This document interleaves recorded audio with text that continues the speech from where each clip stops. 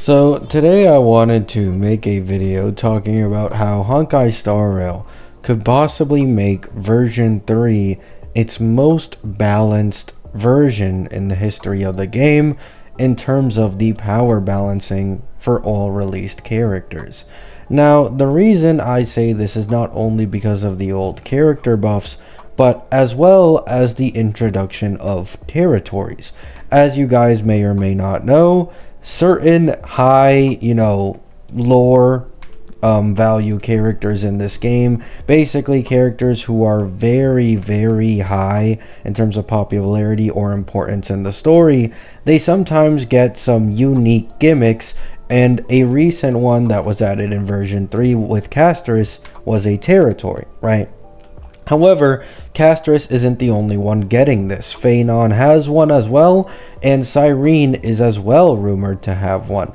And the reason why this is kind of important to mention here is because 2 territory users or more cannot be used on the same team. I mean, technically, yes, you could put them on the same team, but someone has already tested it now that Phanon is in the beta. If Castris's dragon is up, Phanon cannot use his ult, right? And so you have 2 conflicting teammates that are literally fighting against each other and breaking team synergy, right? And the reason why this matters is that Honkai usually releases characters and bases their power level in terms of, in-game relevance around how important they are in the story. So these, highly important characters like Acherons, like Fei Xiaos, Fireflies, Herdas, Castrises, Phanons, right? All these people are incredibly high value and almost always release at incredibly strong levels, right? And they even get the future best in slot supports to make them last even longer usually.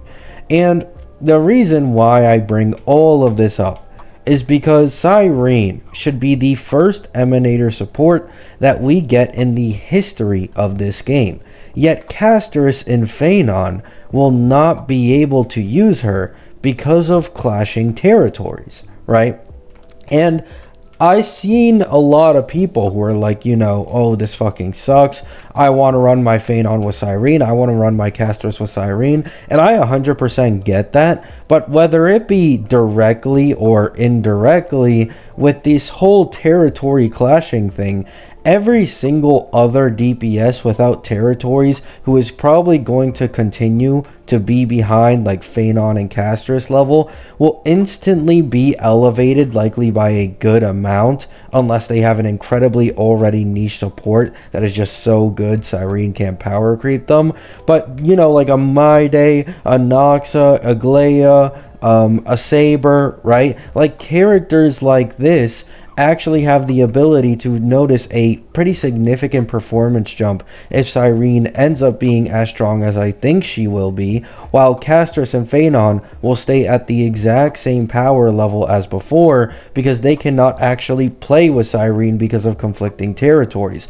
And this will lead to most of the V3 DPS roster being very close to one another. And even if there might be a bit of a, small gap between one or the other, it just won't be as bad as it currently looks with like Castris with her best in slot team versus everyone else, right? And I hope they don't actually fuck this up. I do have to say, once again, I am hoping that this ends up being true, and we'll have to see with March. I think March will be the final benchmark. Depending how strong March is with Cyrene will be probably the ceiling for the entirety of the version 3 DPS roster, and that's when we can make a full accurate comparison with all V3 DPSs, right? But once again, this could genuinely be the best balanced version in the history of Honkai Star Rail in terms of like the so-called power creep because of this territory mechanic being added to the game. I'd love to see most of the version 3 DPS roster being close to each other instead of there being noticeable gaps, each segment going up and up and up, right? And of course, once again, I did say we could ignore it, but you also got to keep in mind they're also doing these buffs, right? Kafka looks promising, and I'm assuming she'll be a lot more promising with Heislands.